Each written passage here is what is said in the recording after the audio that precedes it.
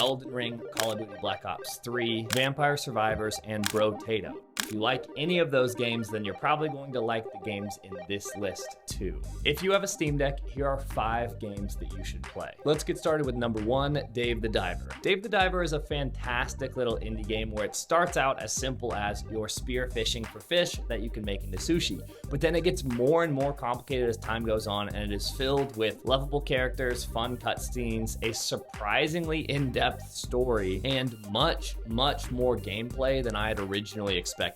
It starts out with just spearfishing, but pretty quickly after that, you end up running a restaurant, you start a fish farm, you start a regular farm, and I don't want to say too much of what you can do because some of it is spoilers, but let me tell you, this game has way more depth than what it seems to be on the surface. Ocean pun not intended there. But seriously, it's a fantastic game and it's perfect for the Steam Deck, so if it interests you at all, I highly recommend picking it up. Number 2, we have Diablo 4. Now, Diablo 4 released a few months ago to what I would call a pretty positive reception, but the thing is, it's not plug and play on the Steam Deck. You can't just go into Steam, buy it, and play it because it runs through Battle.net. So you do have to install Battle.net. I'll leave a link to the guide that I use down below. It probably only took about 5 to 10 minutes and it was pretty simple. And once you follow that guide and have Battle.net, then Diablo runs just like any other game and it's super simple. While this is a brand new AAA game, so you might be expecting to get like 30 FPS, I found that on medium settings with FSR on quality, I can actually get around 40 to 60 FPS depending on the scene, and that is more than enough. And realistically speaking, when you're talking about a 7-inch screen, medium settings at 720p look fantastic. It's not going to outpace your desktop gaming PC, but that being said, for what it is, this is a way better experience than I would have thought I would have playing Diablo 4, a new game, on a handheld like the Steam Deck. I've had an awesome time playing Diablo 4 on the Steam Deck. I've probably sunk about 60 hours into it on the Steam Deck itself, and the game works fantastic. My only complaint is that because Diablo is an online game, you have to have an internet connection all the time. So if you're looking to play Diablo on your Steam Deck on like a plane or in a car, it's only going to work if you have an internet connection, so keep that in mind. Number 3, and this is actually my favorite game that I've been playing recently, it's Dungeon of the Endless. This is an indie game that's a roguelite, which as far as we're concerned, basically just means that the levels are randomized. They have some parameters that they have to go by, but it's randomized so you'll never play the same level twice, and that makes repeated playthroughs way more fun than they should be. I've been playing it as a co-op game with my brother who lives out of state,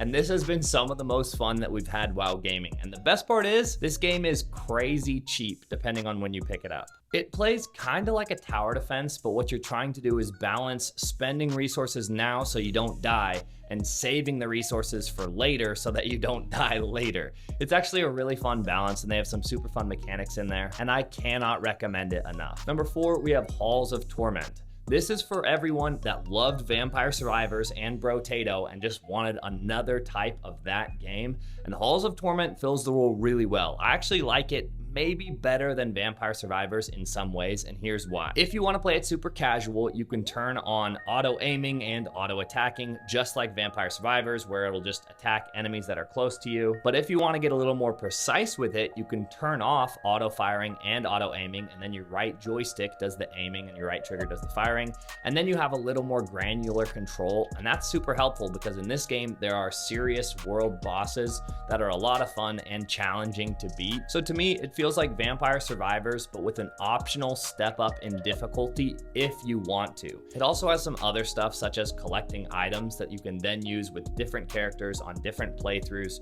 So while you might only play a certain level for 10 or 20 minutes, everything you do can help out a future character, so you have a really good feeling of progression. And also, it's probably just the nostalgia speaking because I'm a 90s kid, but the look of this game makes me feel like I'm in an old Dungeons and Dragons style video game, which I absolutely love. Number 5, and this has been one of my most played games on the Steam Deck, and that's World War Z Aftermath. If you like Left 4 Dead or Back 4 Blood, World War Z fits directly in that genre of co-op zombie shooters, except this one became my favorite because of 2 reasons. Number 1, you can have zombie hordes with literally hundreds of zombies coming at you at the same time, which is just awesome.